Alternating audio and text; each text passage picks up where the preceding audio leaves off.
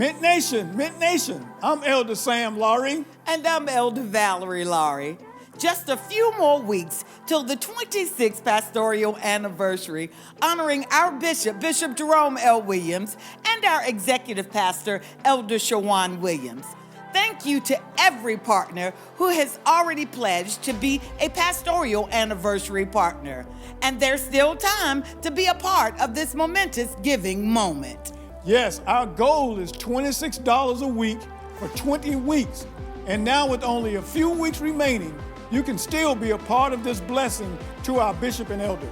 You can give on Givelify and Cash App at $MintBEA 2020, or you can visit our pastoral anniversary kiosk located right here in our church's foyer as you enter and exit the cathedral. Yes. So again, we want to say thank you for your contributions as we partner and grow on purpose.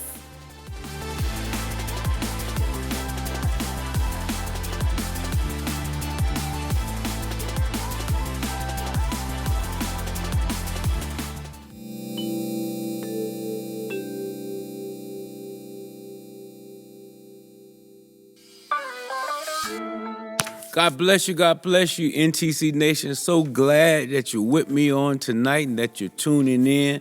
What a mighty God we serve. Listen, call somebody, share with them that the Moment in the Word with Bishop Williams is on the air right now. And if you're watching us via social media, like it, share it on YouTube. Let everybody know.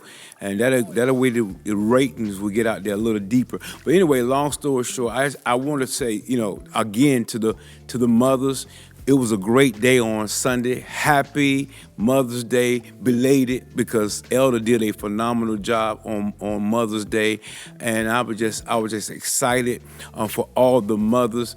Maybe next time I'll try to bring a word for Mother's Day. Since my mother passed, I've always struggled preaching on Mother's Day, and Elder has always stepped in and helped me out. Others have as well. And so, and God kind of pricked my heart, man. I'm still God, with or without your mother. So, Father's Day is coming, man. For all the mothers that got an opportunity to go out with your children, man, I'm so glad your children celebrated you. Father's Day is coming, though. Not too far off. Father's Day is going to be here, so you'll be able to go to any restaurant at the last minute and still be able to get in. Okay. I'm going to leave that alone. Y'all know I like saying that. Y'all like mess with y'all every year on that because it is what it is. We're in a moment, in a time in our lives where most of us, matter of fact, 90% of us have never, ever seen it this bad. Seen the corruption starting from the head down in our government, and seeing how voter rights are for the African American is being seized in the deep states. Let me help you. You understand why they wanted to say make America great again, because they want to go back to the day where the white man ruled and whatever he said went. And so to all of my African American people, to all of my folks that value your freedom, this is where I want you to understand. Your vote counts. There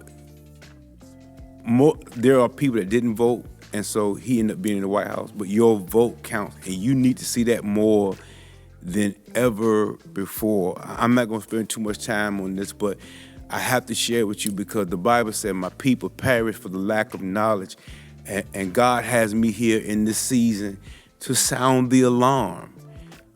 If you wasn't important, if you wasn't a threat to them, they would not be trying to take away your voting rights only because you are a threat. So value your vote. When it's time to vote early, whatever. November's coming. We got to galvanize. I told you Sunday, we about 16 to 18 months away from literally not being able to go into a voter booth ever again. We're maybe 2 years away from having somebody call themselves and declare themselves king. And when they become king and then they die, then their children become the next king. Listen, this is not England, this is America. Come on, y'all. Come on, let's wake up, let's wake up. Dr. Martin Luther King died for our rights to vote. So many people died so that we can just walk into a booth and vote. So understand, if our voting, if we was not important, they would not be trying to take away our voting right. So understand what make America great again. Making America great again is having all white men in power. Okay, I'm gonna get off of that, but one other thing. Look at his cabinet. There's not one black man in his cabinet. And for all the black brothers that voted for him, that it is what it is. I want to deal with today your faith.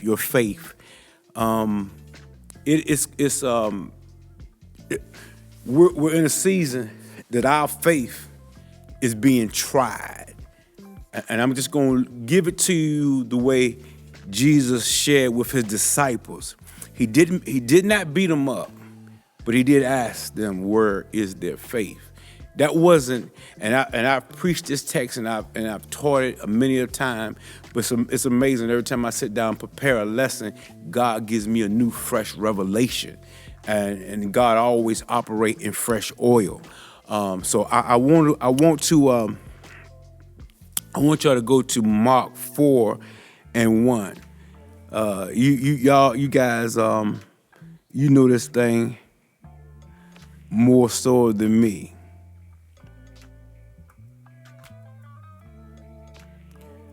Mark, let me see.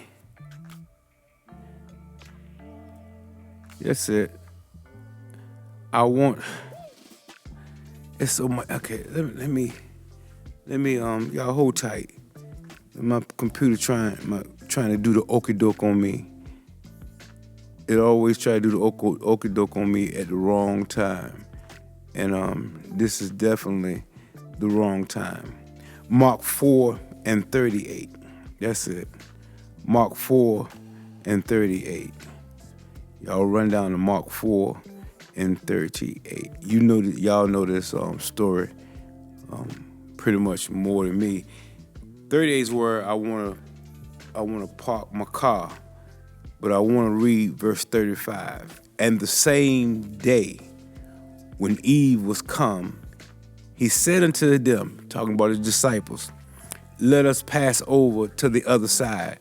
And when they had sent the multitude, they took him even as was in the ship, and there were also with him other ships. And there arose a great storm, a wind, and the waves beat into the ship, so that it was now full. And he was in the hindered part of the ship, asleep on a pillar. And they awoke him and said unto him, this is where I want to park my car, said unto him, Master, carest thou not we perish? And he arose and rebuked the winds, and he said to the sea, Peace, be still. And the wind ceased, and there was a great calm. And he said unto them, Why are ye so fearful? How is it that you have no faith? Now, when you look at this text and when you read where he just said, why are you so fearful? How is it that you have no faith? It gives the implication that he is rebuking them. No, he's not rebuking them. He's giving them a moment to think. I'm in the ship with you. You've seen me work miracles. You've seen me work signs and wonders. In other words, my track record should have showed you no matter what storm come or go, you're going to be all right. But they've always watched Jesus work. They've always seen him moving and working miracles. But this storm to them is that it has Jesus by surprise, because Jesus is asleep. He don't know what's going on. And because Jesus don't know what's going on, somebody go down there and wake him up so that he'll know that we're about to perish. Now, walk with me for a minute, class. I know y'all are a phenomenal class. There are no short buses tonight. But if Jesus is on the boat, why are they thinking about doom and gloom? Why can't they just think, things gonna be all right no matter how things turn out, because the master is on the boat. And these storms can't kill him. And we are with him. So if he survived, we're gonna survive. But they didn't see that scenario. All they saw was the storm. Isn't that like us sometime right now? We can see the storm, but we don't see who's in the middle of the storm.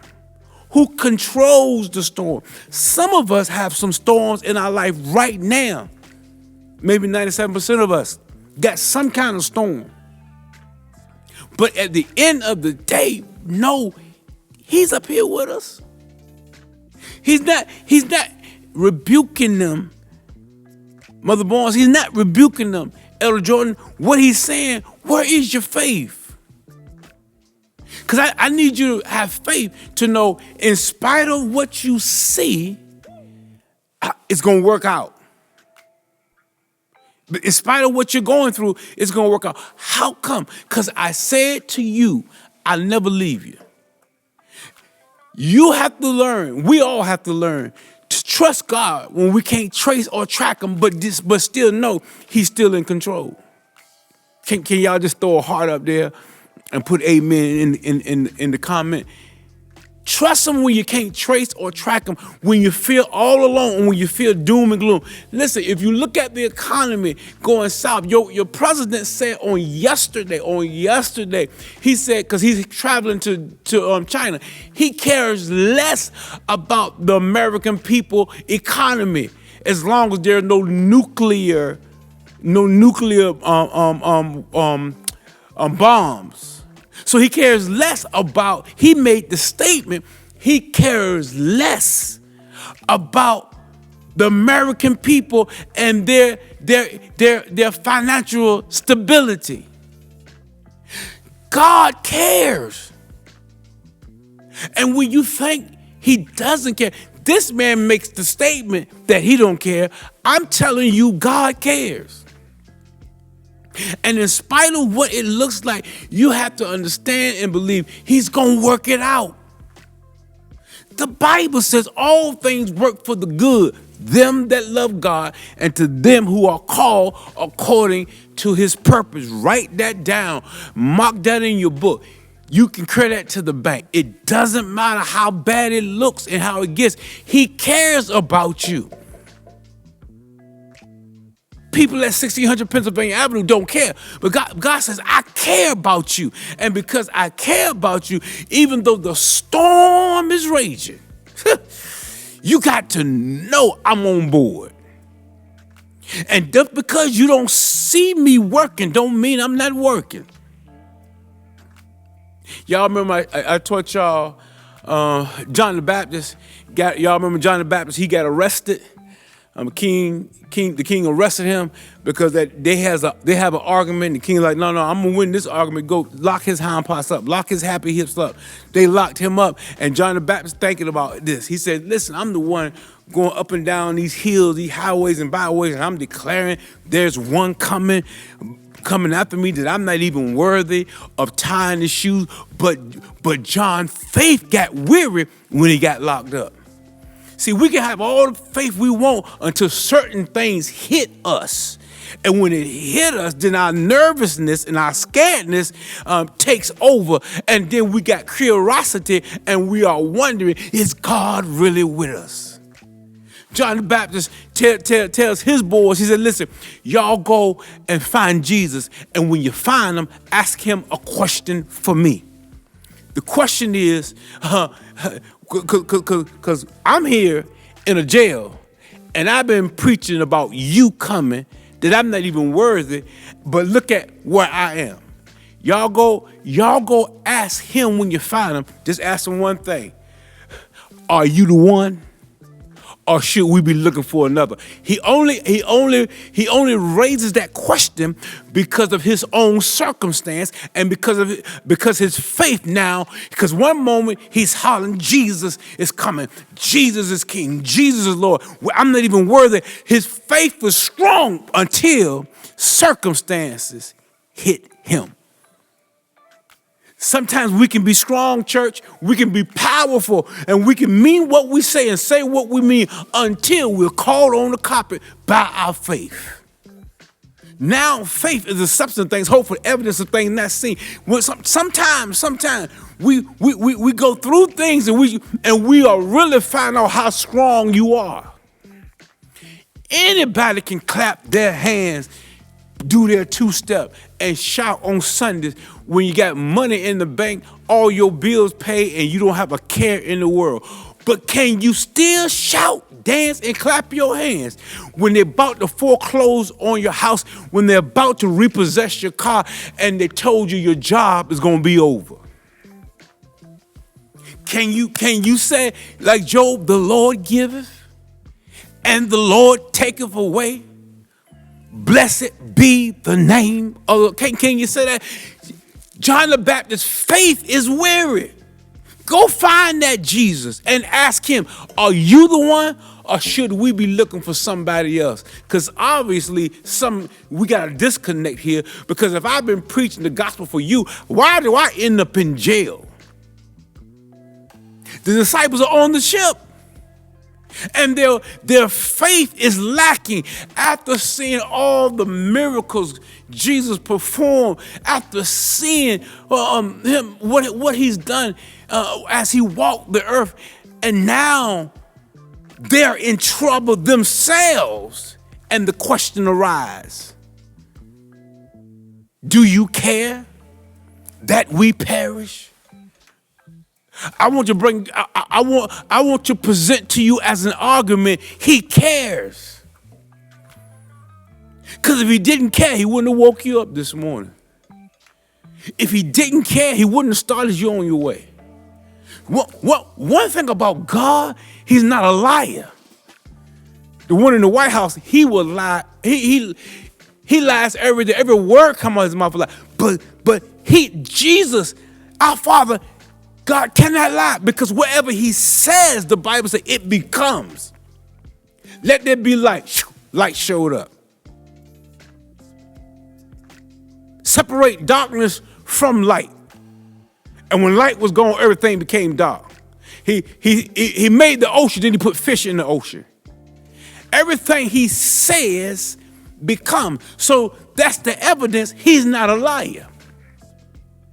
He can't lie to you. And will not lie. Do you care, Jesus, that we perish? When they wake him up, he's not angry. He's not frustrated. He's not mad. He's not teed off. All he does is go in, come out the bottom of the boat, speak to the winds and the waves. Peace, be still. Once he arrested the problem, now he deals with the individual. He says to them, why are you so fearful? That's a question mark. Right after fearful, there's a question mark. That means he's asking them a question. I need to respond. Why y'all scared?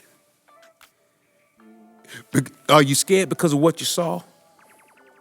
What you saw scared you to the point you asked me a question. Do I care that y'all perish? So in other words, Jesus saying, so you mean to tell me y'all thought I would let y'all die and me survive to prove what point?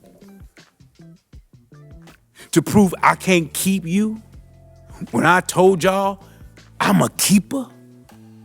I chose y'all to be with me. I told y'all to leave your nets and follow me. I told y'all to come on. Leave mama, daddy, sister, and brother and follow me. I told y'all, let the dead bury the dead. Come on, follow me. And you think I'm going to get you out here and let you die now? Their faith was weary. And I don't care who you are. Including Jerome Lee Williams. Every once in a while, our faith is tried. Our faith becomes weary. Our faith becomes, I don't know about this one.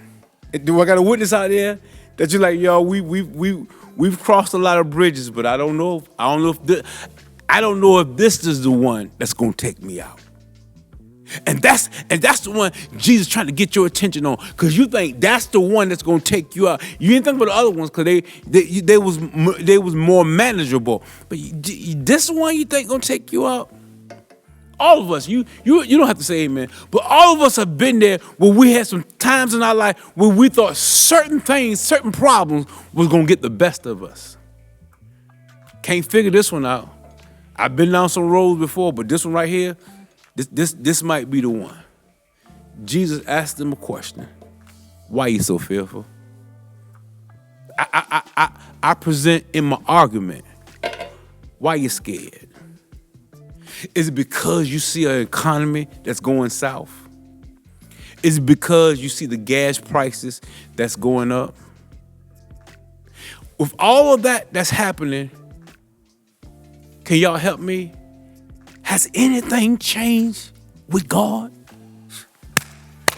Ooh, I felt that thing in my spirit. Has God changed? Let me ask you this.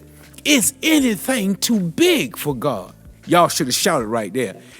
You should, by the fact, let me give you 2 seconds to scream right there in your room, in your car, pull over in your car, and just shout, glory! Is there anything too hard for God? In an economy that we are trying to survive. I gave you a scenario a couple of weeks ago, just in my teaching, that look at the Israelites, 400 years in captivity. 400 years, they ain't hearing from God. 400 years, the king is getting the best of them until Moses shows up. And God answers them. Ain't nothing too hard for God. He's still operating in his own system in the way he wants. Isn't it funny how God will let things get so bad that we turn our faith back to him? Could it be that God is allowing things to get so bad that so many would now turn their faith back to him? For God, because you got to already know God's gonna always be God, and he's gonna show you how much God he is. I don't care about the prophets of Baal. They ain't got no. They gonna cut themselves up. They gonna sacrifice bulls, but ain't nothing gonna happen. Ain't no fire gonna consume that, cause that ain't God. But when Elijah opens his mouth, God, show them who you are. Then God shows up. Then not only did he lap up the water, but he burnt up all the sacrifice. Listen, church. Y'all come here closer to the camera. Be not weary in well doing. He said you're going to reap if you faint not. I know it looks bad because we are dealing with something we've never done dealt with before. We are seeing stuff that's going off the charts quick, faster than fast than we've ever seen before. But real question, do you really think God's gonna leave us now? Do you really think he can't deliver us from this one? Do you really think this is it? We done. God got us. Why are you so fearful? He asked the disciples, and I'm going to close. He says, how is it that you have no faith? That wasn't a rebuke. That was a question for them to answer. For them to start thinking about who God is. Thinking about what they've seen in the past and what they've seen him do. And bring to your mind, he's still able to do exceedingly, abundantly, above all you ask or you think. How is it? How is it that you don't have no faith? That's not a rebuke. That's a question for them to answer themselves. I don't know which disciples or which disciple ran down to the bottom of the ship, but the one that ran down to wake him up to ask him the question, do you care that we perish? Could he have stopped for a second and said to them, listen, y'all, you know he's able. Listen, we're going to be all right. For somebody else to ask, how do you know? Because I've seen him deliver before. I've seen him make waves before. Why wouldn't he do it now?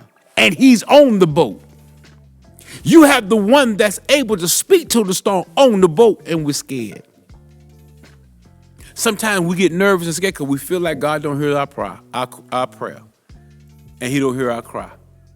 And for whatever reason, our flesh says he don't know what I'm going through. The God that created us, the God that gave us breath, have no clue of what I'm going through. He may know some other folks, but he don't know what I'm dealing with. Don't let the devil give you that lie.